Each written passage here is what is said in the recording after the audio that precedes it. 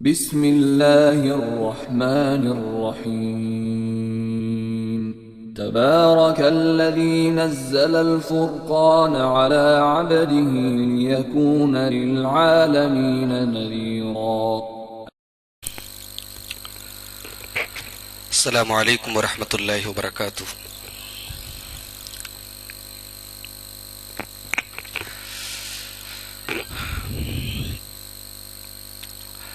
الحمد للہ نحمده ونستعینه ونستغفره ونعوذ باللہ من شرور انفسنا ومن سیئات اعمالنا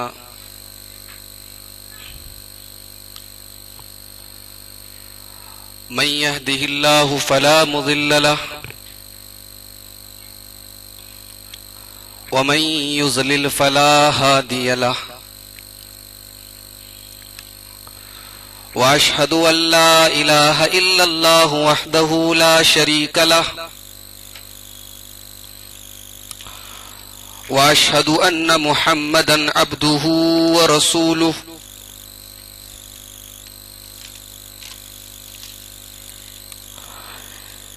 يا أيها الذين آمنوا اتقوا الله حق تقاته ولا تموتن إلا وأنتم مسلمون. يا أيها الذين آمنوا اتقوا الله حق تقاته ولا تموتن إلا وأنتم مسلمون. يا أيها الناس اتقوا ربكم الذي خلقكم من نفس واحدة وخلق منها زوجها وبث منهما رجالا كثيرا ونساء واتقوا الله الذي تساءلون به والأرحام إن الله كان عليكم رقيبا. يا أيها الذين آمنوا اتقوا الله وقولوا قولا سديدا يصلح لكم أعمالكم ويغفر لكم ذنوبكم ومن يطع الله ورسوله فقد فاز فوزا عظيما. أما بعد فإن خير الحديث كتاب الله وخير الهدي هدي محمد صلى الله عليه وسلم وشر الأمور محدثاتها وكل محدثة بدعة وكل بدعة ضلالة وكل ضلالة في النار. أعوذ بالله من الشيطان الرجيم. بسم الله الرحمن الرحيم. سبحان الذي أسرى بعبده ليلا من المسجد الحرام إلى المسجد الأقصى الذي باركنا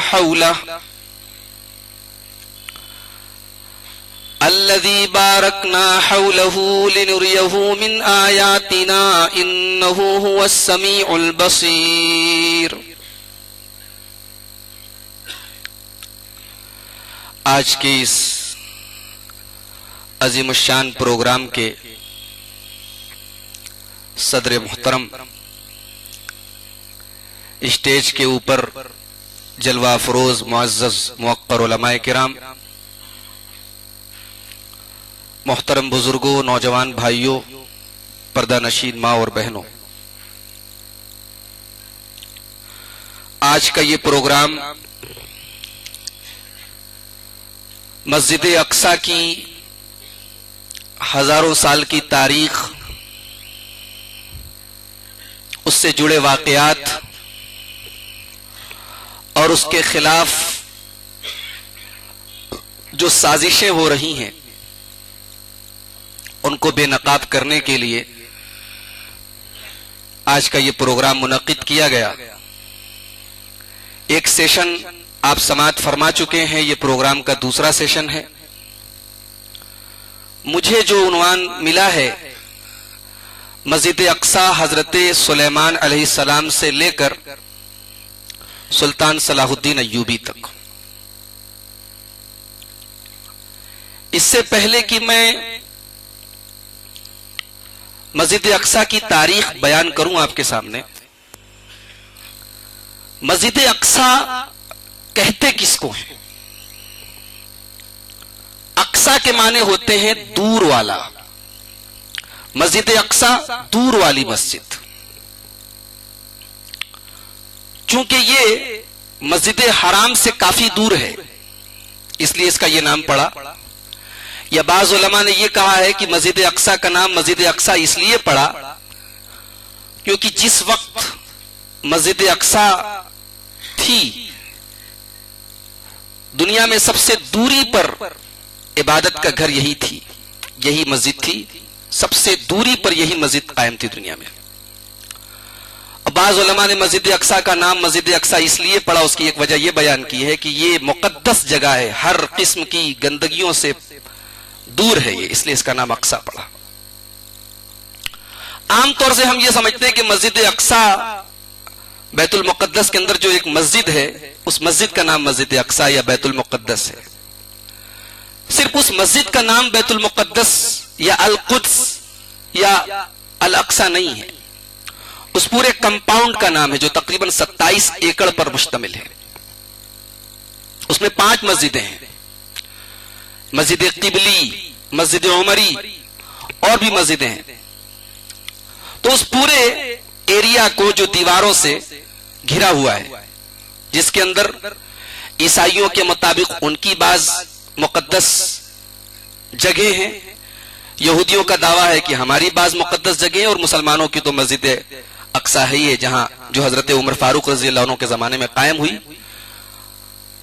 یہ جو پوری باؤنڈری ہے، پورا کمپاؤنڈ ہے القدس، جس کو انگریزی میں جیروسلم بولتے ہیں، عربی میں یروشلم بولتے ہیں. یہ اس کے بارے میں سب سے پہلی بات تو آپ یہ سمجھ لیں اس کی تعمیر کس نے کی. مسجد اقصی کی یا بیت المقدس کی تعمیر کس نے کی؟ عام طور سے یہ کہا جاتا ہے کہ اس کی تعمیر حضرت سلیمان علیہ السلام نے کی، اور آج ہمارا عنوان بھی حضرت سلیمان سے شروع کیا جا رہا ہے، لیکن یہ غلط ہے. بیت المقدس کی تعمیر سلیمان علیہ السلام نے نہیں کی، سلیمان علیہ السلام نے تجدید کی ہے. کیوں؟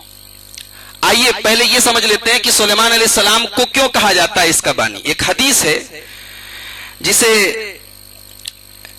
امام منذری الترغیب و ترہیب میں لائے ہیں. اللہ کے پیارے نبی صلی اللہ علیہ وسلم فرماتے ہیں لما فرغ سلیمان ابن داؤد من بناء بیت المقدس، جب حضرت سلیمان علیہ السلام بیت المقدس کی تعمیر سے فارغ ہو گئے. دیکھیں یہ الفاظ ہیں حدیث کے، جب سلیمان علیہ السلام بیت المقدس کی تعمیر سے فارغ ہو گئے تو انہوں نے اللہ سے 3 دعائیں کی. ایک دعا یہ کی کہ اے اللہ تو مجھے ایسا فیصلہ کرنے کی صلاحیت دے جو فیصلہ تیرے فیصلے کے مطابق ہو. حکمن یوافق حکمہ، ایسا فیصلہ کرنے کی صلاحیت دے جو تیرے فیصلے کے مطابق ہو. کیا مطلب؟ یعنی میں جو فیصلہ کروں بالکل صحیح ہو، کریکٹ ہو، اس کا ٹیلنٹ مجھے دے. اور دوسری دعا یہ کی کہ مجھے ایسی بادشاہت دے جو میرے بعد کسی کو نہ ملے. اور تیسری دعا یہ کی حضرت سلیمان علیہ السلام نے کہ اس مسجد میں، مسجد اقصی میں، بیت المقدس میں جو آدمی نماز پڑھنے کے لیے آئے الا خرج من ذنوبہ کیوم ولدتہ امہ، یہاں نماز پڑھنے کے لیے جو آئے تو نماز پڑھ کے جب وہ یہاں سے نکلے تو ایسے نکلے جیسے ماں کے پیٹ سے بچہ نکلتا ہے، گناہوں سے بالکل پاک اور صاف ہو کر جائے. اللہ کے پیارے نبی صلی اللہ علیہ وسلم فرماتے ہیں، یہ صحیح حدیث ہے، کہ اس میں سے 2 دعائیں تو حضرت سلیمان کی قبول ہوئیں. اللہ تعالیٰ نے ان کو ایسا فیصلہ کرنے کی صلاحیت بھی دی جو اللہ کی مرضی کے مطابق ہوا کرتا تھا، اور اللہ تعالیٰ نے ان کو بادشاہت بھی بہت عجیب و غریب تھی. ہواؤں پر ان کا کنٹرول ہے، جنات ان کے قابو میں ہیں، پرندوں کی بولیاں سمجھتے ہیں، وغیرہ وغیرہ. تیسری دعا کے بارے میں اللہ کے نبی نے فرمایا وَأَرْجُو، مجھے امید ہے أَن يَكُونَ قَدْ أُعْطِيَ الثَّالِثَةَ کہ تیسری دعا بھی ان کی قبول ہو گئی. اس حدیث پاک سے یہ معلوم ہوا کہ بیت المقدس کے اندر، مسجد اقصی کے اندر نماز کی بڑی فضیلت ہے. اس حدیث کو بعض علماء نے استدلال اس سے کیا ہے کہ مسجد اقصی کی تعمیر سلیمان علیہ السلام نے کی، مگر بخاری اور مسلم کی ایک حدیث کچھ اور بتاتی ہے. آئیے وہ حدیث بھی دیکھ لیتے ہیں. حضرت ابو ذر غفاری رضی اللہ تعالیٰ عنہ اللہ کے نبی سے پوچھتے ہیں ایو مسجد وضع فی الارض اول، اے اللہ کے رسول دنیا میں سب سے پہلی مسجد کون سی بنی؟ اللہ کے نبی نے فرمایا المسجد الحرام، مسجد حرام بنی، خانہ کعبہ بنا. پوچھا ثم ایل، اس کے بعد کون سی مسجد بنی؟ قالا بیت المقدس. اللہ کے نبی صلی اللہ علیہ وسلم فرمایا کہ دوسری مسجد جو دنیا میں بنی وہ کون سی بنی؟ بیت المقدس. حضرت ابو ذر غفاری نے پوچھا کم بینہما، دونوں کے بیچ میں کتنا فاصلہ تھا، دونوں کتنے پیریڈ کے بیچ میں بنی، یعنی مسجد حرام کے کتنے زمانے کے بعد مسجد اقصی بنی؟ تو اللہ کے رسول نے فرمایا 40 سنتن، 40 سال. 40 سال کا لفظ بتا رہا ہے کہ مسجد حرام یعنی خانہ کعبہ اور بیت المقدس دونوں کی تعمیر ایک ہی نسل کے لوگوں نے کی ہے. یہ بات معلوم ہو رہی صدی سے. 40 سال کا پیریڈ بہت لمبا پیریڈ نہیں. اب اگر ہم یہ مانتے ہیں کہ خانہ کعبہ کی تعمیر حضرت ابراہیم علیہ السلام نے کی ہے اور بیت المقدس کی تعمیر حضرت سلیمان علیہ السلام نے کی ہے, تو دونوں کے بیچ میں 1000 سال سے بھی زیادہ کا فاصلہ ہے. تو اس حدیث کا پھر ہمارے پاس کیا جواب ہوگا؟ اسی لیے علامہ ابن الجوزی کہتے ہیں کہ دیکھو حقیقت یہ ہے کہ نہ تو خانہ کعبہ کو ابراہیم علیہ السلام نے بنایا تھا اور نہ مسجد اقصی کو سلیمان علیہ السلام نے بنایا تھا. خانہ کعبہ کو آدم علیہ السلام نے بنایا تھا. حالانکہ اس میں بھی اختلاف ہے کہ خانہ کعبہ کی بنیاد کس نے رکھی. بعض علماء نے کہا فرشتوں نے رکھی, بعض علماء نے کہا کہ آدم علیہ السلام نے رکھی, لیکن فرشتوں والی بات صحیح معلوم نہیں ہوتی, اس لیے کہ خانہ کعبہ انسانوں کی عبادت کا گھر ہے. زیادہ قرین قیاس باتیں اسے انسانوں نے بنایا. تو حضرت آدم, علامہ ابن الجوزی کہتے ہیں کہ حضرت آدم نے بنایا اور انہوں نے ہی مسجد اقصی بھی بنائی یا ان کی کسی اولاد نے بنائی. دونوں کے بیچ میں 40 سال کی گیپنگ ہے. حضرت ابراہیم نے خانہ کعبہ کو ریبلڈ کیا تھا, اس کی دوبارہ تعمیر کی تھی. اس لیے دیکھیے آپ قرآن کے الفاظ کیا ہیں, وَإِذْ يَرْفَعُ إِبْرَاهِيمُ الْقَوَاعِدَ مِنَ الْبَيْتِ وَإِسْمَاعِيلُ. یاد کرو جب ابراہیم علیہ السلام خانہ کعبہ کی بنیادوں کو اٹھا رہے تھے, یعنی بنیاد پہلے سے موجود تھی, اس کے اوپر, اس فاؤنڈیشن کے اوپر حضرت ابراہیم علیہ السلام گھر بنا رہے تھے. اور اسی لیے قرآن کہتا ہے کہ جب حضرت ابراہیم علیہ السلام اپنے لخت جگر اسماعیل اور اپنی بیوی ہاجرہ کو چھوڑ کے جا رہے تھے تو اللہ کی بارگاہ میں کیا دعا کرتے ہیں, ربنا انی اسکنت من ذریتی بواد غیر ذی زرع عند بیتک المحرم. اے اللہ, میں اپنے بچے کو, اپنی بیوی کو, اپنی ذریت کو اس تیرے گھر کے پاس چھوڑ کے جا رہا ہوں. اللہ تعالیٰ نے انڈیکیٹ کر دیا تھا کہ یہی میرا گھر ہے, یہی خانہ کعبہ ہے, لیکن زمانے کے ساتھ ساتھ وہ گھر, اس کے آثار ختم ہو گئے تھے. حضرت ابراہیم علیہ السلام نے دوبارہ اس کی تعمیر کی. اسی طریقے سے مسجد اقصی کی تعمیر بھی حضرت آدم علیہ السلام کے زمانے میں ہوئی, حضرت سلیمان نے اس کو پھر سے کھڑا کیا تھا. اس مسجد کی فضیلت کیا ہے؟ اس کی سب سے پہلی فضیلت تو یہی ہے کہ ایک مسلمان کے لیے تیسری سب سے مقدس جگہ ہے. خانہ کعبہ کے بعد اور مسجد نبوی کے بعد تیسری سب سے مقدس جگہ ہمارے لیے بیت المقدس ہے. اور یہ تمام انبیاء کرام کا قبلہ رہا ہے مسجد حرام سے پہلے, اور 17 مہینے تک تو مسلمانوں نے بھی اسی کو قبلہ بنا کے نماز پڑھی. اس کے بعد تحویل قبلہ کا حکم آیا ہے. تو یہ ہمارے لیے انتہائی محترم جگہ ہے, محترم مسجد ہے. اور اللہ کے نبی صلی اللہ علیہ وسلم فرماتے ہیں لا تشد الرحال الا الى 3 مساجد. سفر کرنا, نماز پڑھنے کی نیت سے کسی مسجد میں سفر کرنا صرف 3 مسجدوں میں جائز ہے. کون سی 3 مسجدیں ہیں؟ تینوں میں سے کوئی انڈیا میں نہیں ہے. مسجد حرام, مسجد نبوی اور بیت المقدس، مسجد اقصی. یہ تین جگہ ایسی ہیں جہاں ثواب کی نیت سے سفر کرنا جائز ہے. آج کہاں کہاں لوگ سفر کر رہے ہیں ثواب کی نیت سے. تین مسجدیں ہیں، اور جگہوں کی تو بات چھوڑو. اور اس مسجد کے ساتھ ایک بہت بڑا واقعہ یہ جڑا ہوا ہے کہ اللہ کے پیارے نبی صلی اللہ علیہ وسلم کو معراج کا جو سفر ہوا، اس معراج کے سفر کی پہلی منزل ہے بیت المقدس. مسجد حرام سے معراج کا سفر شروع ہوا ہے. اللہ کے پیارے نبی مسجد اقصی تک پہنچے ہیں اور وہاں اپنے تمام انبیاء کرام کی امامت کرائی ہے.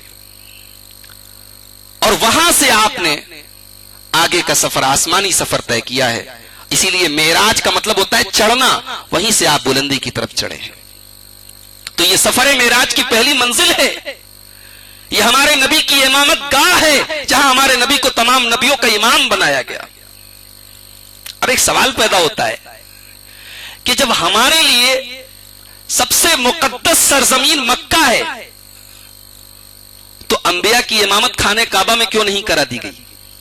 سفر معراج خانے کعبہ سے ہی کیوں نہیں کرایا گیا؟ مسجد اقصی سے کیوں کرایا گیا؟ ایک سوال پیدا ہوا. جواب اس کا یہ ہے کہ مسلمانوں کے پہلے دنیا کی امامت بنی اسرائیل کے ہاتھ میں دی گئی تھی. اللہ تعالیٰ نے بنی اسرائیل کو تمام عالمین پر فضیلت دی تھی. اب وہ فضیلت ٹرانسفر ہو رہی تھی امت محمدیہ علی صاحب صلوات والسلام پر. یہ میسج دیا گیا کہ اے میرے نبی، اب دنیا کی قیادت اور امامت آپ کی امت کے ہاتھوں میں جا رہی ہے. اب آپ اللہ کے آخری رسول ہیں، لہذا مسجد اقصی میں جو آپ سے پہلے تمام نبیوں کی کا مسکن رہا ہے، انبیاء بنی اسرائیل کا مسکن رہا ہے، ان کی عبادت گاہ رہی ہے، وہاں پر آپ سارے نبیوں کی امامت کرائیں تاکہ یہ واضح ہو جائے کہ اب آپ کی امت ہی اس دنیا کی قیادت کرے گی. اور آپ کو ایک بات یہ بھی بتا دوں کہ مسجد اقصی میں ایک ٹائم کی نماز، چاہے فرض ہو یا نفل ہو، ایک نماز کا ثواب کتنا ہے؟ 250. اس میں اختلاف ہے، اس میں اختلاف ہے، لیکن زیادہ صحیح بات یہی ہے کہ 500. اس کی دلیل کیا ہے؟ امام بیہقی ایک حدیث لایا السنن الصغریٰ میں، حضرت ابو درداء انصاری رضی اللہ تعالیٰ عنہ کہتے ہیں اللہ کے پیارے نبی نے فرمایا فضل الصلاة فی المسجد الحرام علی غیرہ 100,000 صلاۃ. مسجد حرام میں ایک وقت کی نماز، ایک نماز کا ثواب 1,00,000 نماز کے برابر.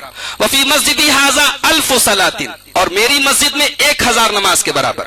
وفی مسجد بیت المقدس 500 صلاۃ، اور بیت المقدس میں 500 نمازوں کے برابر. یعنی ثواب کے اعتبار سے دنیا میں تیسرے نمبر پر یہ مسجد ہے. مسجد حرام میں 1,00,000، مسجد نبوی میں 1000، اور بیت المقدس میں 500.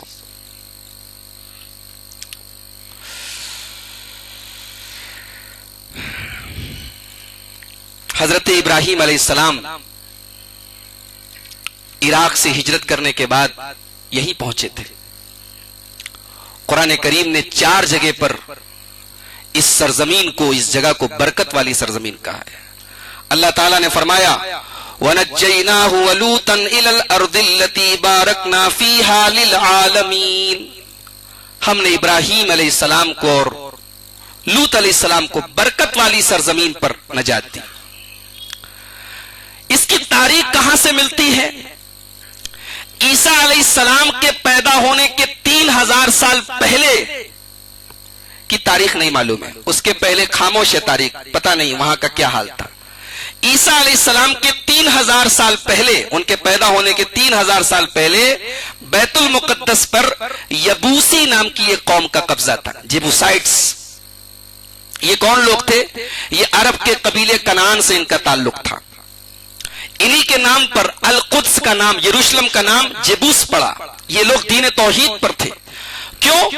کیونکہ ابراہیم علیہ السلام جب ہجرت کر کے فلسطین پہنچے تھے تو انہی یبوسیوں کا ایک بادشاہ تھا، اس کا نام تھا ملکی صادق. ملکی صادق یا ملک السلام اس کا نام تھا. اسی کے نام پر القدس کا نام اورسالم پڑا، جو بعد میں یروشلم یا جیروشلم ہو گیا.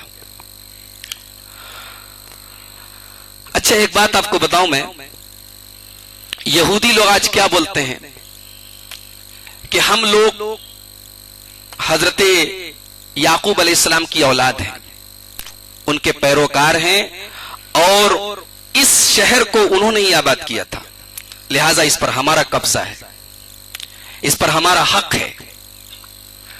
وہ بار بار یہی کہتے ہیں کہ ابراہیم علیہ السلام، یعقوب علیہ السلام یہ سب یہودی تھے، ہم لوگ ان کی اولاد ہیں، اس کے اوپر ہمارا حق ہے۔ قرآن کیا کہتا ہے؟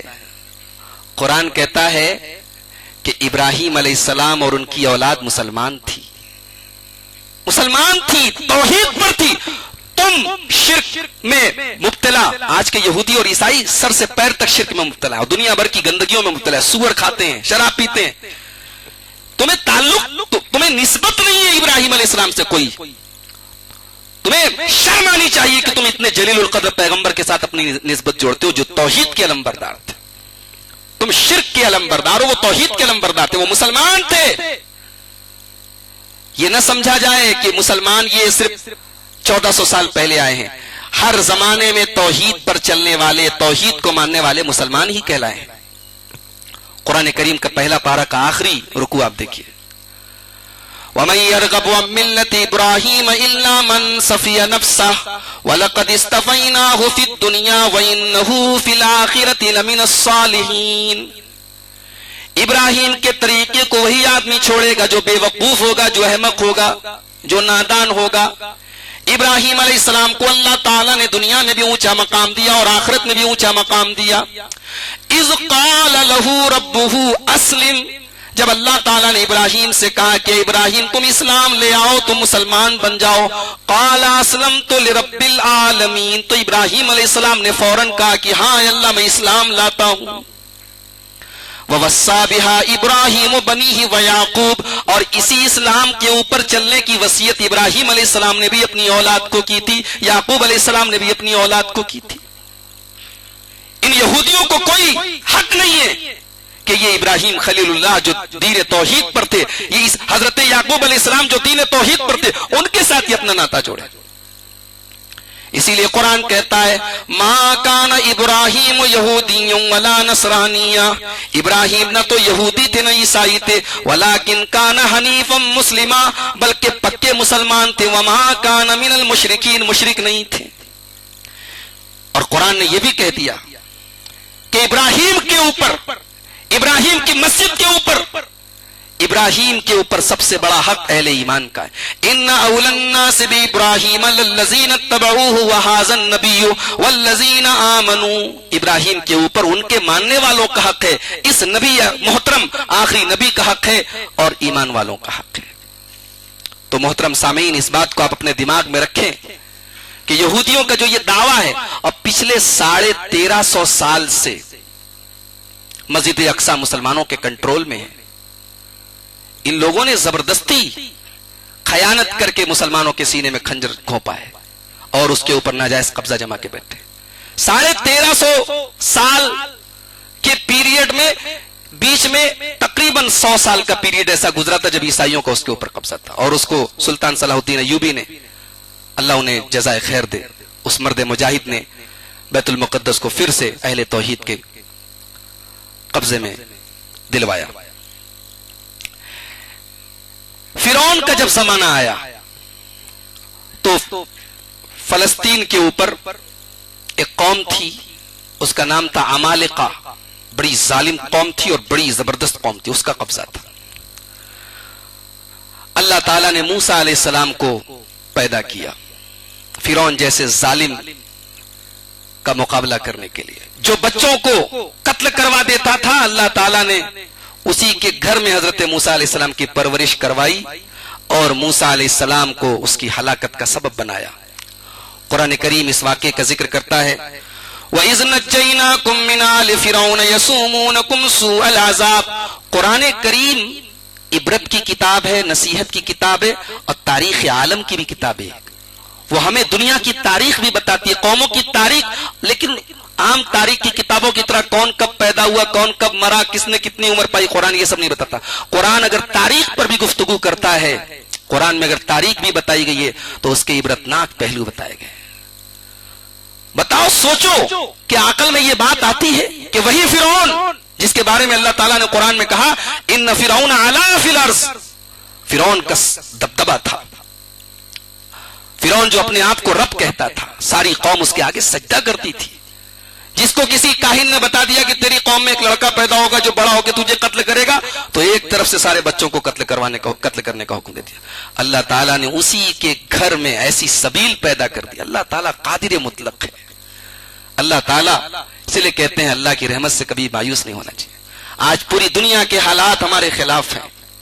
ہمارے ملک کے حالات آپ دیکھیں، مسجدوں کے اندر گھس کے مؤذن کو مارا جا رہا ہے، اماموں کو مارا جا رہا ہے، ہماری شریعت میں مداخلت ہو رہی ہے عورتوں کو انصاف دلانے کے نام پہ. لیکن اللہ کی رحمت سے ہم ابھی بھی مایوس نہ ہوں. ہم اپنے کردار کو سنواریں، دین کی طرف پلٹیں، انشاءاللہ اللہ تعالیٰ اسلام کے دشمنوں کو ہی اسلام کی تائید کا سبب بنائے گا انشاءاللہ.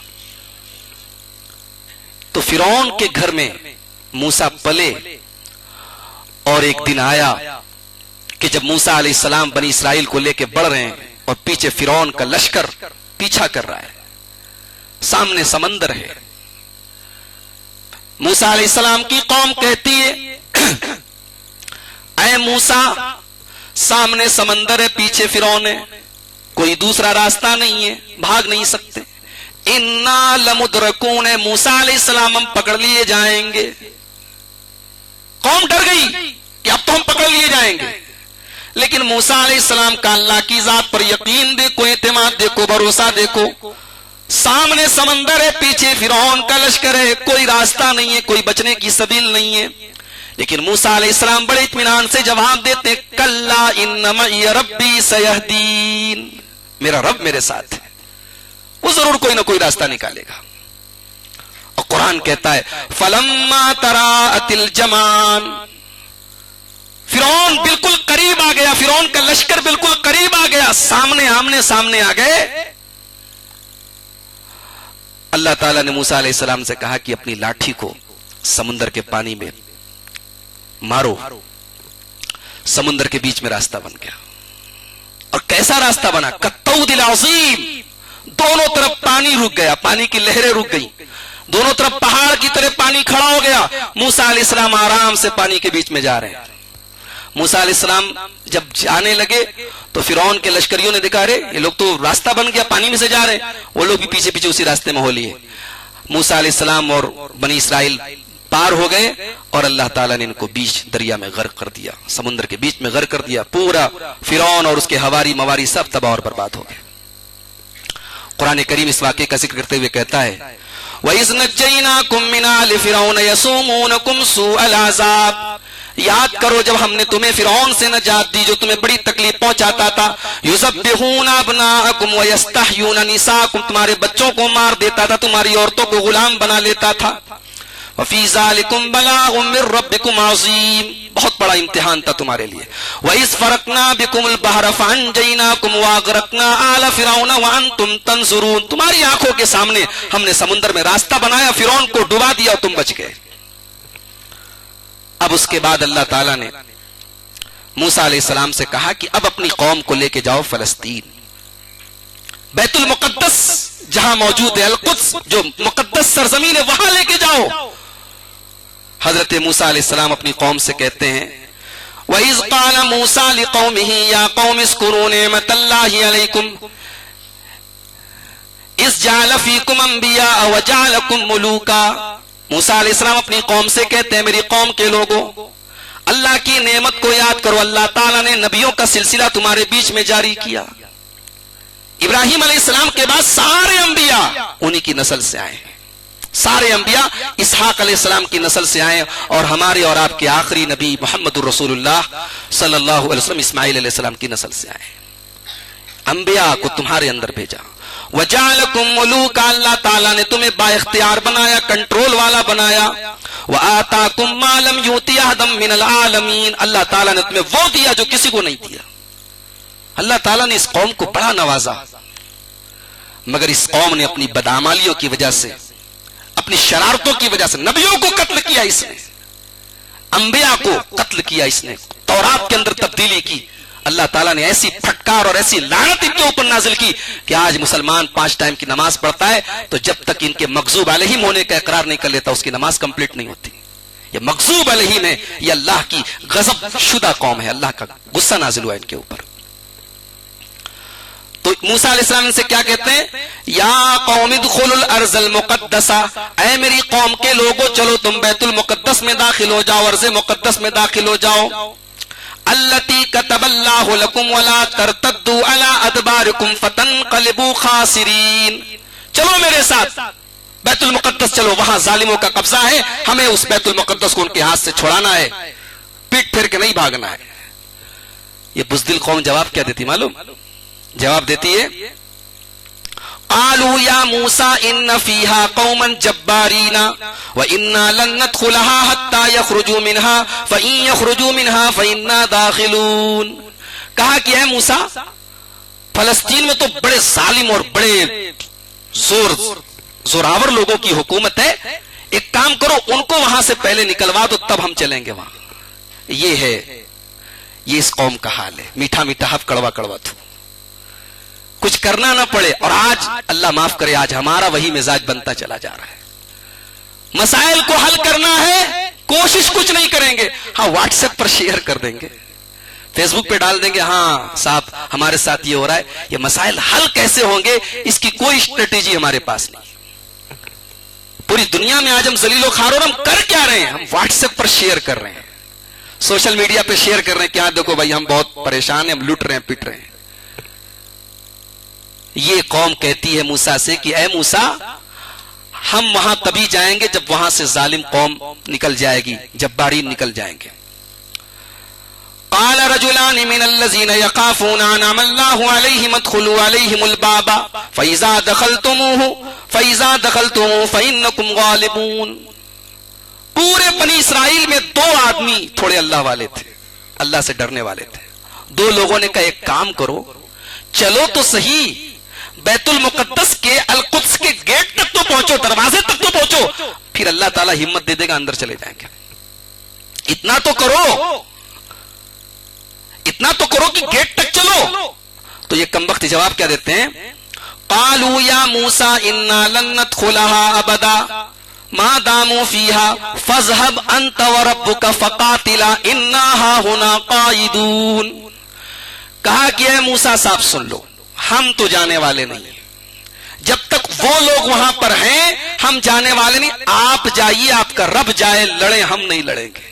استغفر اللہ. یہ اس قوم کا جواب ہے جس کو اللہ نے اتنا نوازا تھا. ان کے لیے آسمان سے ریڈی میڈ کھانا آتا تھا بھائیو، ریڈی میڈ کھانا ہم لوگوں کو تو کبھی نہیں ملا. اللہ تعالیٰ نے من و سلوہ ان کے لیے اتارا تھا. وہ قوم کہہ رہی کہ جاؤ موسیٰ اپنے رب سے کہو وہ لڑے اور تم لڑو، ہم نہیں لڑنے والے. ایک طرف یہ ہیں، ایک طرف محمد الرسول اللہ کے صحابہ ہیں. غزوہ بدر کے پہلے اللہ کے پیارے نبی اپنے صحابہ سے کہتے ہیں پوری سچویشن بتا کے کہ میرے صحابہ ایسے ایسے حالات ہیں، 1000 کا لشکر آ رہا ہے، کون ہے جو میرا ساتھ دے گا؟ مہاجرین میں سے بار بار صحابہ اٹھ رہے ہیں، اللہ کے نبی ہم ساتھ دیں گے، ہم ساتھ دیں گے. اللہ کے نبی پھر وہی کہہ رہے کون ہے جو میرا ساتھ دے گا؟ انصاری صحابہ کرام سمجھ کے اشارہ ہماری طرف ہے. انصار کے سردار کھڑے ہوئے، کہا اے اللہ کے نبی اللہ کی قسم موسیٰ کی قوم نہیں ہے جو آپ سے یہ کہہ دیں کہ آپ جائیے لڑیے، ہم نہیں لڑنے والے. اے اللہ کے نبی آپ حکم تو دیجیے، اپنی جانیں قربان کر دیں گے، سب کچھ قربان کر دیں گے، اللہ کی راہ میں دریغ نہیں کریں گے، ایک بار بھی پیچھے نہیں پلٹیں گے. اللہ تعالیٰ نے اگر اسلام کو صحابہ کرام کے ذریعے غلبہ دیا ہے تو اس لیے دیا ہے کہ صحابہ ہمتی تھے، صحابہ بہادر تھے، صحابہ جانثار تھے، صحابہ بزدل نہیں تھے، صحابہ بیٹھنے والوں میں سے نہیں تھے. ان کے اندر اپنے نبی کے مشن کے لیے، اسلام کے لیے قربانی کا جذبہ موجود تھا. موسیٰ علیہ السلام مایوس ہو گئے، اللہ کی بارگاہ میں ہاتھ اٹھایا، کہتے ہیں اے اللہ انی لا املک الا نفسی و اخی. اے اللہ میں کیا کر سکتا ہوں؟ اتنی ظالم قوم ہے، یہ اتنی بے حیا اور بے غیرت قوم ہے، اللہ میں کیا کروں؟ میں اپنا مالک ہوں، ان کا مالک نہیں ہوں. کتنے مایوس ہیں، کتنے بے بس ہیں. موسیٰ علیہ السلام کے الفاظ بتا رہے ہیں موسیٰ علیہ السلام کہتے رب انی لا املک الا نفسی واخی فافرق بیننا وبین القوم الفاسقین، اے اللہ میرے بیچ میں، ہمارے بیچ میں اور اس ظالم قوم کے بیچ میں تو فیصلہ کر دے، اے اللہ میں تھک گیا ہوں، ان کے بیچ میں ہمارے بیچ میں فیصلہ کر دے۔ اللہ تعالیٰ نے کہا کہ اب فإنها محرمۃ علیہم 40 سنۃ، اب تو یہ 40 سال تک بیت المقدس میں جا بھی نہیں سکتے۔ اب اللہ تعالیٰ نے عذاب نازل کر دیا، اب 40 سال تک تم لوگوں کو یہی صحرا کے اندر پریشان رہنا ہے، میدان تیہ کے اندر 40 سال تک بنی اسرائیل پریشان رہے۔ اور اسی دوران حضرت ہارون علیہ السلام جو حضرت موسیٰ کے بھائی تھے ان کا انتقال ہو گیا۔ حضرت موسیٰ علیہ السلام اپنے بھائی کے انتقال کے بعد ہمت کرتے ہیں اور بنی اسرائیل کو لے کر آگے بڑھتے ہیں اردن کے راستے سے، لیکن راستے میں حضرت موسیٰ کی موت کا بھی ٹائم آ جاتا ہے۔ موسیٰ علیہ السلام کی موت کا جب ٹائم آتا ہے تو موسیٰ علیہ السلام کے پاس موت کا فرشتہ آتا ہے، بخاری کی روایت ہے، فرشتہ کہتا ہے کہ میں موت کا فرشتہ ہوں، آپ کو مارنے آیا ہوں۔ موسیٰ علیہ السلام جلالی پیغمبر تے اٹھا کے تھپڑ مار دیتے ہیں، فسکہو، تھپڑ مارتے ہیں، اس فرشتے کی جو انسانی شکل میں آیا تھا اس کی آنکھ پھوٹ جاتی ہے، اور جا کے اللہ تعالیٰ سے کہتا ہے کہ اے اللہ تو نے مجھے ایسے بندے کے پاس بھیجا جو مرنا ہی نہیں چاہتا، تھپڑ مار کے مجھے بھگا دیا موسیٰ علیہ السلام نے۔ اللہ تعالیٰ نے کہا کہ جاؤ موسیٰ سے کہو کہ اپنا ہاتھ ایک بیل کی پیٹھ پر رکھے اور اس کے ہاتھوں کے نیچے جتنے بیل کے بال آئیں اتنے سال کی زندگی ہم اور عطا کرتے ہیں۔ موسیٰ علیہ السلام نے کہا کہ اے اللہ اس کے بعد موت آئے گی۔ کہا اے اللہ اگر ایسی بات ہے تو مجھے ابھی موت چاہیے، الان مجھے ابھی موت دے دے، لیکن اے اللہ میں تجھ سے سوال کرتا ہوں کہ تو مجھے ارض مقدس کے قریب میں، بیت المقدس کے قریب میں تجھے موت عطا فرما۔ اللہ تعالیٰ نے موسیٰ علیہ السلام کی یہ دعا قبول فرمائی۔ اللہ کے پیارے نبی فرماتے کہ اگر میں وہاں ہوتا تو وہاں کے راستے میں ایک مقام پر میں موسیٰ علیہ السلام کی قبر تم لوگوں کو دکھا دیتا۔ بخاری کی روایت ہے۔ موسیٰ علیہ السلام کے بعد اللہ تعالیٰ نے بنی اسرائیل میں یوشع ابن نون کو نبی بنایا، یہ بنی اسرائیل کو لے کر آگے بڑھے، نہر اردن کو پار کیا، لیکن ابھی بھی بیت المقدس پر ان کا کنٹرول نہیں ہوا۔ پھر حضرت داؤد علیہ السلام کا زمانہ آیا۔ حضرت داؤد علیہ السلام کا جب زمانہ آیا اس وقت بیت المقدس میں جالوت نام کے ایک ظالم آدمی کی حکومت تھی۔ قرآن کریم میں سورہ بقرہ میں اللہ تعالیٰ نے واقعہ ذکر کیا ہے، أَلَمْ تَرَ إِلَى الْمَلَئِ مِن بَنِي إِسْرَائِيلَ مِن بَعْدِ مُوسَىٰ إِذْ قَالُوا لِنَبِيٍّ لَهُمُ ابْعَثْ لَنَا مَلِكًا نُقَاتِلْ فِي سَبِيلِ اللَّهِ۔ یاد کرو جب اللہ تعالیٰ نے جب بنی اسرائیل کے اندر ان کے نبی نے ان سے کہا ابعث لنا ملکا نقاتل فی سبیل اللہ، جب انہوں نے اپنے نبی سے کہا بنی اسرائیل کے لوگوں نے کہ اے ہمارے پیغمبر اللہ سے کہو کہ کوئی بادشاہ بھیج دے تاکہ ہم اللہ کی راہ میں جہاد کریں، یعنی اب ان کو سمجھ میں آ رہا ہے کہ بیت المقدس کا راستہ جہاد کے راستے سے ہے، بیت المقدس کو فتح کرنا ہے تو جہاد کرنا پڑے گا۔ تو اب کہہ رہے ہیں اپنے نبی سے داؤد علیہ السلام سے کہ اللہ تعالیٰ سے کہیے کوئی بادشاہ بھیج دے۔ تو حضرت داؤد نے کہا قال هل عصيتم ان كتب عليكم القتال الا تقاتلوا قالوا وما لنا الا نقاتل في سبيل الله وقد اخرجنا من ديارنا وابنائنا۔ حضرت داؤد نے کہا کہ کیا تمہارا کیا بھروسہ ہے، کیا گارنٹی ہے اللہ تعالیٰ تمہیں جہاد کا حکم دے تم پھر پیچھے پلٹ جاؤ؟ کہا کہ نہیں، ان لوگوں نے فلسطین کے اندر ہمارے اوپر بڑا ظلم کیا ہے، ہم وعدہ کرتے ہیں کہ ہم اس بار بڑی ہمت سے لڑیں گے۔ تو اللہ تعالیٰ نے طالوت کو ان کا بادشاہ بنا دیا۔ طالوت کون تھا؟ طالوت جو ہے انہی کی قوم بنی اسرائیل کے اندر ایک عام آدمی تھے، بہت پیسے والے نہیں تھے۔ ان کو جب بادشاہ بنایا گیا اللہ تعالیٰ کی طرف سے تو اس پر بھی اعتراض، کہنے لگے کہ اللہ تعالیٰ نے بادشاہ بنایا تو کسی امیر آدمی کو کیوں نہیں بنایا، کسی پیسے والے کو کیوں نہیں بنایا؟ تو حضرت داؤد نے کہا کہ اللہ تعالیٰ نے ان کو بادشاہ اس لیے بنایا ہے وَزَادَهُ بَسْطَةً فِي الْعِلْمِ وَالْجِسْمِ، کہ اللہ تعالیٰ نے ان کو علم اور جسم کی صلاحیت دی ہے۔ بادشاہت کے لیے انسان کے مالدار ہونا، خوشحال گھرانے سے ہونا یہ شرط نہیں ہے، بادشاہت کے لیے لوگوں پر کی قیادت کرنے کے لیے انسان کا جسم کے اعتبار سے طاقتور ہونا اور علم کے اعتبار سے ٹیلنٹڈ ہونا ضروری ہے۔ کہا کہ اس لیے اللہ نے ان کو بادشاہ بنایا۔ اس کے بعد اللہ تعالیٰ نے بہرحال طالوت کی قیادت میں حضرت داؤد علیہ السلام اور طالوت کی قیادت میں یہ لوگ آگے بڑھے اور جالوت سے مقابلہ کیا. وقتل داؤد جالوت، اور حضرت داؤد نے جالوت کو قتل کر دیا. اور اس کے بعد حضرت طالوت کے انتقال کے بعد حضرت داؤد علیہ السلام بادشاہ بن گئے. حضرت داؤد علیہ السلام نے بیت المقدس کو پھر سے تعمیر کیا. بیت المقدس کو یعنی شہر کو تعمیر کیا، لیکن ابھی وہاں مسجد نہیں بنائی ہے. مسجد بنانے کا ارادہ تھا حضرت داؤد علیہ السلام کا، لیکن حضرت داؤد علیہ السلام اپنا ارادہ کمپلیٹ نہیں کر پائے، اس کے پہلے ان کا انتقال ہو گیا. حضرت داؤد علیہ السلام کے بعد ان کے بیٹے سلیمان علیہ السلام نے وہاں پہ مسجد بنائی، اللہ کی عبادت بنائی، جس کو آج یہودی ہیکل سلیمانی کہتے ہیں. اس کو ٹیمپل آف سولومن بولتے ہیں. سلیمان علیہ السلام کا مندر ٹیمپل بولتے ہیں، جبکہ وہ عبادت خانہ تھا، مسجد تھی، عبادت کا گھر تھا. حضرت سلیمان علیہ السلام نے وہاں پہ بنایا. اس کے بعد حضرت سلیمان علیہ السلام کی تعمیر کرنے کے بعد پھر بنی اسرائیل کے اندر بگاڑ آیا. اور پھر جب ان کے اندر بگاڑ آیا تو اللہ تعالیٰ نے بابل کے بادشاہ بخت نصر کو ان کے اوپر مسلط کر دیا. سلیمان علیہ السلام کے 350 سال کے بعد بخت نصر نام کا بابل سے آیا ہوا ظالم بادشاہ تھا. اس نے پورے بیت المقدس کو برباد کیا، اس ہیکل سلیمانی کو جلا ڈالا، ختم کر دیا، برباد کر دیا، گھروں میں گھس گھس کے لوگوں کو مارا. پھر بنی اسرائیل نے توبہ کی، اصلاح کی، تو اللہ تعالیٰ نے ایران کے بادشاہ سائرس کو بھیجا. اس نے یہودیوں کو دوبارہ یروشلم جانے کی اجازت دی اور ہیکل سلیمانی کی تعمیر کرنے کی اجازت دی. لیکن جیسی تعمیر اس مسجد کی حضرت سلیمان علیہ السلام نے کی تھی ویسی دوبارہ نہیں ہو سکی. تو یہ سب سے بڑی تباہی ہوئی تھی بیت المقدس کی، جو بخت نصر کے زمانے میں ہوئی تھی. اس کے بعد عیسیٰ علیہ السلام دنیا میں آئے.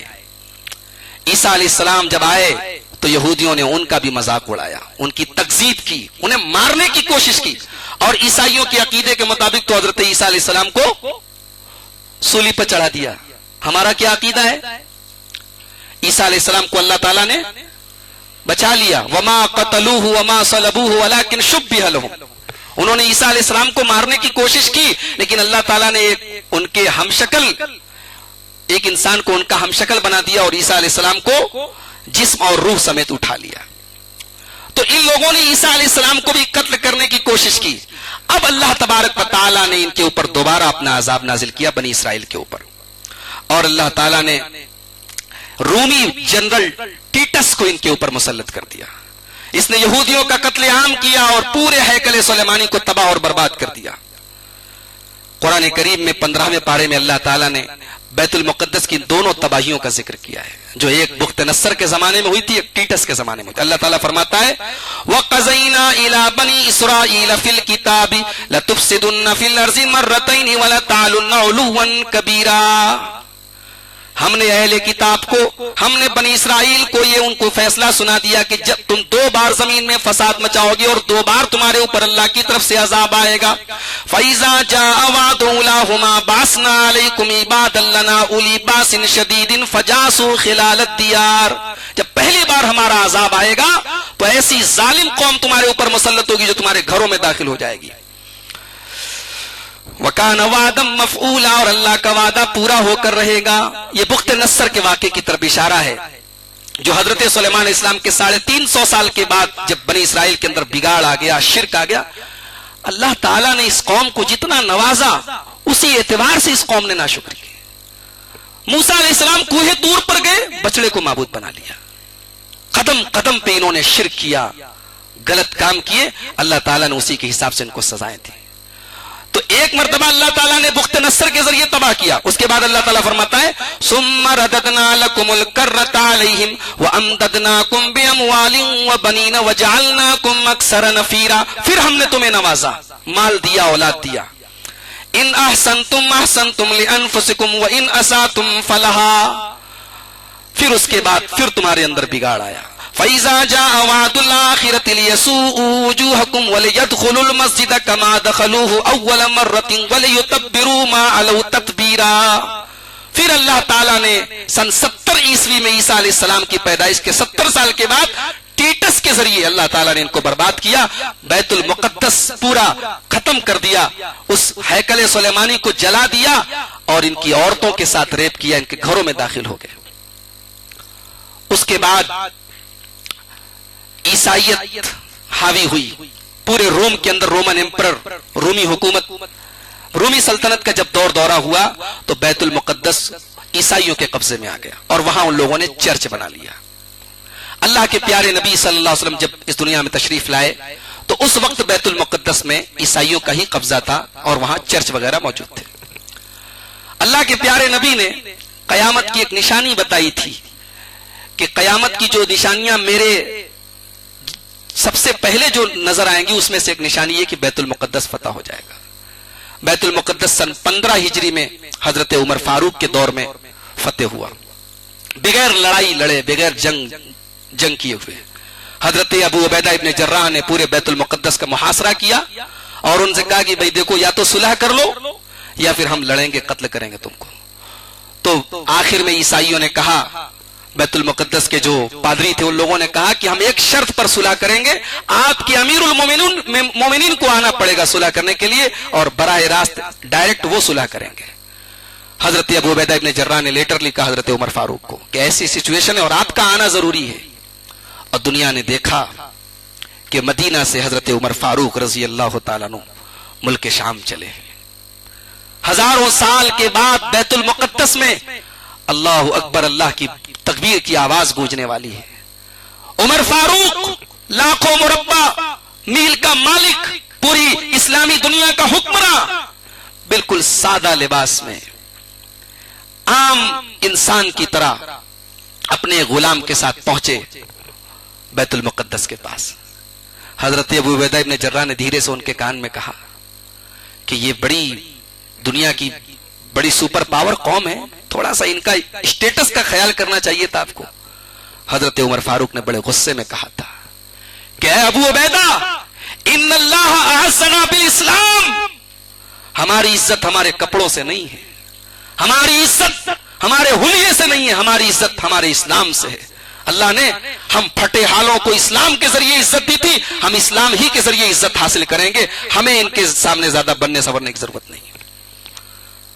اور سن 15 ہجری کا یہ واقعہ کہ عیسائی پادری نے، افرانوس نے بیت المقدس کی چابیاں حضرت عمر فاروق کے حوالے کی۔ حضرت عمر فاروق نے پوچھا کہ اس میں نماز کہاں ادا کی جاتی تھی؟ ہیکل سلیمانی تو سب جلا الا دیے تھے ان لوگوں نے۔ تو اس پادری نے بتایا کہ دیکھیں یہیں پر ہیکل سلیمانی تھا، یہیں پر وہ عبادت خانہ تھا جو حضرت سلیمان علیہ السلام نے بنایا تھا۔ حضرت عمر فاروق نے وہاں پہ نماز ادا کی اور وہیں مسجد قائم ہوئی۔ آج بھی وہ مسجد عمر کے نام سے موجود ہے۔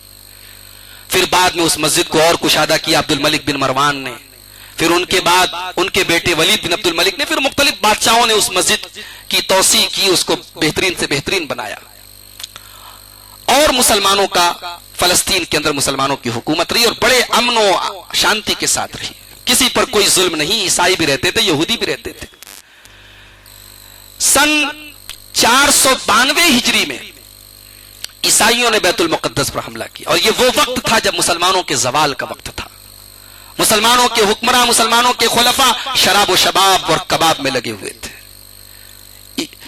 فاطمیوں نے، باطنیوں نے ان کے عقیدے کو بگاڑا اور عیسائیوں نے اپنی لڑکیوں کو استعمال کیا، شراب استعمال کی۔ مسلمان جیسے آج کا مسلمان ہے، اس زمانے میں شراب اور لڑکی کے ذریعے برباد کیا تھا، آج موبائل اور پورن موویز کے ذریعے، بلو فلموں کے ذریعے برباد کیا اس قوم کو۔ وہ مسلمان جو کبھی رات کو اپنے رب کی بارگاہ میں تہجد پڑھا کرتا تھا، اپنے رب کے حضور کی گڑایا کرتا تھا، آج وہ مسلم اس امت کا نوجوان راتوں کو 2-2 بجے تک لڑکیوں سے باتیں کرتا ہے، موبائل پر بلو فلمیں دیکھتا ہے۔ کیسی چال چلی دشمنوں نے، کیسا اس امت کی کریم کو، اس امت کی امیدوں کو، اس امت کے سرمایہ کو کیسا برباد کر دیا۔ یہی کام کیا تھا آج سے 1000 سال پہلے 5ویں صدی ہجری میں عیسائیوں نے، اور کوئی دنیا میں سوچ نہیں سکتا تھا کہ بیت المقدس پر کبھی مسلمانوں کا تسلط، کنٹرول ختم ہو جائے گا، لیکن اللہ نے وہ دن بھی دکھایا کہ بیت المقدس پر عیسائیوں نے قبضہ کیا، مسجد اقصی کو جلایا، جہاں پر نماز پڑھی جاتی تھی وہاں گھوڑے باندھے گئے، مسلمانوں کی لاشوں سے فلسطین پٹ گیا، 70,000 مسلمانوں کو مارا گیا. مسلمانوں نے 500 سال تک وہاں حکومت اس وقت کی تھی، مسلمانوں نے کسی کا قتل نہیں کیا تھا، بڑے امن و سکون کے ساتھ حکومت کی تھی، مگر ان عیسائیوں نے جیسے ہی وہاں کنٹرول پایا 70,000 لوگوں کی لاشیں گرا دی. پھر اللہ تعالیٰ نے صلاح الدین ایوبی کو پیدا کیا. 91 سالوں کے بعد سلطان صلاح الدین ایوبی نے، اس دور زوال میں بھی اللہ نے سلطان صلاح الدین ایوبی کو کھڑا کر دیا. وہ شرابی اور شبابی لوگوں کا دور تھا، لیکن اللہ نے صلاح الدین ایوبی کو پیدا کر دیا. اللہ تعالیٰ کی رحمت، ہم تو اللہ سے یہ امید کرتے ہیں کہ شاید آج بھی بیت المقدس کے دروازے کسی صلاح الدین ایوبی کے قدموں کے منتظر ہیں، اور ہم اللہ سے یہی دعا کرتے ہیں کہ اللہ تعالیٰ کوئی صلاح الدین پیدا کرتے. آج اللہ کی رحمت سے کیا بعید ہے. ایک زمانہ تھا تاتاریوں کو اللہ تعالیٰ نے ہمارے لیے عذاب کے طور پر اتارا تھا. ان تاتاریوں نے مسلمانوں کی اینٹ سے اینٹ بجا دی، ان کے کتب خانے جلا دی، ان کی لاشوں سے پورا عالم اسلام بھر گیا. اور اتنی بزدلی کا عالم تھا کہ مسلمان جب راستے میں چلتا تھا تو تاتاری آ کے کہتا تھا کون ہو؟ مسلمان ہو؟ کہتا تھا ہاں. کہا رکو میں تلوار لے کے آتا تم کو ماروں گا. مسلمان کے اندر اتنی ہمت نہیں تھی وہاں سے بھاگ جائے. تاتاری آتا تو تلوار سے مار کے کام ختم کر دیتا تھا. مگر اللہ تعالیٰ نے انہی تاتاریوں کو اسلام کی توفیق دی. علامہ اقبال کہتے ہیں ہے آیا فتنے تاتار کے افسانے سے، پاسباں مل گئے کعبے کو صنم کھانے سے. اللہ کی رحمت سے کیا بعید، اللہ تعالیٰ آج بھی صنم خانوں، صنم کی اور بتوں کی پوجا کرنے والوں کو اللہ اپنے گھر کا محافظ بنا دے میرے بھائیوں. لیکن ہمیں اور آپ کو ضرورت ہے صلاح الدین ایوبی کے جیسا کردار پیدا کرنے کی. وہ ایک بادشاہ ہی نہیں تھا، وہ متقی اور پرہیزگار، اللہ والا، شراب و شباب سے دور رہنے والا، اپنی زندگی کے مقصد کو سمجھنے والا تھا. سلطان صلاح الدین ایوبی نے بیت المقدس کو فتح کیا، اس مسجد کی دوبارہ تعمیر کروائی اور بہت خوبصورت ممبر تعمیر کروایا. وہ ممبر ایک زمانے تک موجود تھا، بعد میں ایک یہودی نے اس ممبر کو بھی ایک سازش کے تحت جلا دیا. آج وہ بیت المقدس یہودیوں کے قبضے میں ہے میرے بھائیو. 1948 سے لے کر آج تک اس پر ان کا کنٹرول ہے، اور ان کا منصوبہ ہے، ان کے منصوبے میں، ان کے پروٹوکول میں یہ بات شامل ہے. پہلا ان کا منصوبہ یہ تھا کہ ہم اسرائیل کی راجدھانی اس کا کیپٹل بنائیں گے القدس کو. اس منصوبے میں وہ کامیاب ہو رہے ہیں، کام شروع کر دیا انہوں نے. دوسرا منصوبہ تھا بیت المقدس کو، مسجد اقصی کو گرا کے وہاں وہ اپنا ٹیمپل کھڑا کریں گے، ہیکل سلیمانی. اس مشن کے لیے بھی وہ تیار ہو چکے. تو یہ چونکہ میرا ٹاپک نہیں ہے، مولانا حافظ جاوید ربانی صاحب اس پر بولیں گے کہ اب وہ آگے کہ اس کی تاریخ کیا ہے.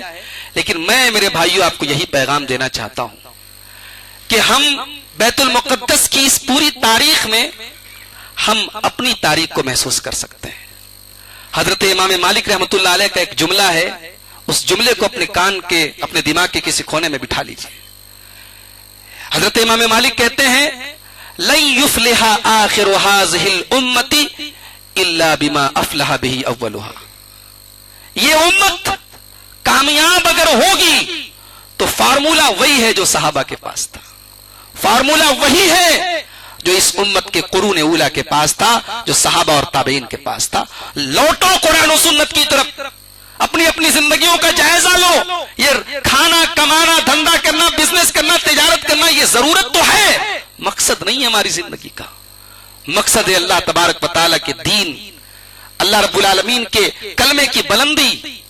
آج بیت المقدس کے اندر گولیاں چل رہی ہیں. بیت المقدس کے اندر اسرائیل کی فوجیں گھس کے مسجد اقصی میں اپنے جوتے پہن کے نمازیوں کو مار رہی ہیں، اور آج پوری مسلم دنیا خاموش بنی بیٹھی. کس چیز کی کمی ہے ہمارے پاس؟ بادشاہتیں نہیں ہمارے پاس، دولت نہیں ہمارے پاس، آبادی نے ہماری کم ہے. مٹھی بھر یہودی آج ہمارے قبلہ اول پر، اس مسجد پر جہاں ہمارے نبی نے تمام انبیاء کی امامت کرائی تھی، آج اس مسجد کو اپنے کنٹرول میں لیے ہوئے ہوں. میرے بھائیوں، بیت المقدس کی یہ تاریخ ہم سے مطالبہ کرتی ہے کہ اللہ تعالیٰ جب کوئی قوم اپنے عمل کی اصلاح کرتی ہے تو اللہ تعالیٰ نوازتا ہے، اور جب کوئی قوم بگڑتی ہے تو اللہ تعالیٰ مغضوب علیہم بنا دیتا ہے. کبھی آپ نے غور کیا قرآن کریم میں اتنی ڈیٹیل کے ساتھ بنی اسرائیل کی شرارتیں کیوں بیان کی گئی؟ قرآن کریم کا پہلا پارہ کھولو سورۃ البقرہ، یہودیوں کی شرارت شروع. پورے قرآن میں اللہ بار بار یہودیوں کی شرارتیں بیان کر رہا ہے. اور پہلی سورت سورہ فاتحہ ہی میں ہم کو یہ سکھا دیا گیا کہ ہمیں المغضوب علیہم کے طریقے پر نہیں چلنا ہے. میرے بھائیوں، ہم خیر امت ہیں، ہم دنیا کی سب سے بہترین امت ہیں، محمد الرسول اللہ کی امت ہیں، مگر ہم اگر بگڑیں گے، ہم اگر شراب کے رسیا بنیں گے، ہم اگر شباب کے رسیا بنیں گے. آج 31 دسمبر ہے نا، آج نئے سال کا جشن منایا جا رہا ہے. ہوٹلوں میں، 5 اسٹار ہوٹلوں میں رقاصائیں آ رہی ہیں، ناچنے والیاں، گانے والیاں آ رہی ہیں. اور آپ کو شاید یہ بات آپ کے علم میں ہوگی، آپ کو پتا ہوگی کہ مہنگے مہنگے ہوٹلوں کے پاس ہوتے ہیں، ٹکٹ ہوتے ہیں جہاں ناچ گانے ہوتے ہیں اور شراب ملتی ہے. وہ مہنگے مہنگے پاس دے کے وہاں جانے والے ایک بڑی تعداد میں ہمارے مسلمان بھائی. گوا کے بیچز مسلمانوں سے بھی آباد ہیں. عرب دنیا کے حالات آپ دیکھیں، دبئی عرب کی دنیا کا ایک ملک ہے دبئی، فحاشی اور عریان کا اڈا اور مرکز بنا ہوا ہے. اور اب دھیرے دھیرے جو ایک امیدوں کا ہمارے مرکز ہے سعودی عرب، جہاں ہمارے دلوں میں کی دھڑکنیں جہاں سے وابستہ ہے، جہاں ہمارا قبلہ ہے، جہاں مکہ اور مدینہ ہے، اب وہاں بھی دشمنوں کی نظریں لگی ہوئی ہیں. اس کو، وہاں کے ماحول کو بھی خراب کرنے کی کوشش شروع ہو چکی ہے. میرے بھائیوں، کم سے کم ہم اپنے اس ملک میں، اپنے ماحول میں، ہر آدمی اپنے گھر میں چھوٹے پیمانے پر اپنی اپنی اصلاح کریں. ہم یہی بیت المقدس کی تاریخ بیان کر کے، آپ کو سنا کے صرف آپ سن کے چلے جائیں مقصد نہیں ہے. مقصد یہ ہے کہ ہم اس پوری تاریخ میں اپنے کردار کی تاریخ دیکھیں، ہم اپنی تاریخ دیکھیں، بیت المقدس کی تاریخ میں ہم اپنے عمل کا جائزہ لیں. آئیے ہم اللہ سے دعا کریں، رب العالمین ہم سب کو اپنے اپنے عمل کی اصلاح کرنے کی توفیق عطا فرمائے. رب العالمین ہمیں اپنے مقصد حیات کو سمجھنے کی توفیق عطا فرمائے. اور ہم اللہ سے یہ بھی دعا کریں، یہ ملک ہمارا ہے، یہ ہمارا وطن ہے، اس ملک کو ہم نے سینچا ہے. اس ملک کے اوپر آج بڑی ناپاک نگاہیں ہیں، اس ملک کے ماحول کو خراب کرنے کی، اس ملک کے بھائی چارے کو خراب کرنے کی. میرے بھائیوں، اس ملک کی امن و شانتی کے لیے ہم اللہ سے دعا کرتے ہیں، اور ہم اللہ سے دعا کرتے ہیں کہ اس ملک میں ہم تمام انسانوں کی اور بالخصوص ہم مسلمانوں کی جان و مال اللہ تعالیٰ تو محفوظ رکھ. ہماری مسجدوں کی تو حفاظت فرما. اور جس مسجد اقصیٰ کے اوپر آج کا یہ پورا پروگرام ہے، اس مسجد کے تعلق سے تو ہم ہر وقت ہر نماز میں دعا کریں کہ اے اللہ تو قبلہ اول کو ہمیں لوٹا دے. اے اللہ ان صہیونیوں کے قبضے سے اسے نجات دے دے. اے اللہ ہماری آنکھوں کو اس مسجد اقصیٰ کے دیدار سے اور وہاں 2 رکعت نماز پڑھنے کے ذریعے ہماری آنکھوں کو ٹھنڈک نصیب فرما. اے اللہ عالم اسلام کو ایک مرتبہ پھر صلاح الدین ایوبی عطا فرما. اے اللہ یہ دنیا ظلم و جور سے بھرتی چلی جا رہی ہے، اے اللہ اس دنیا میں عدل و انصاف کا بول بالا کر دے. اے اللہ اپنے دین کو غالب کر دے، اور اس دین کو غالب کرنے کی ہم سب کو توفیق عطا فرما. آمین. اقول قولی ھذا واستغفر اللہ لی ولنا ولکم ولسائر المسلمین، والسلام علیکم ورحمۃ اللہ وبرکاتہ.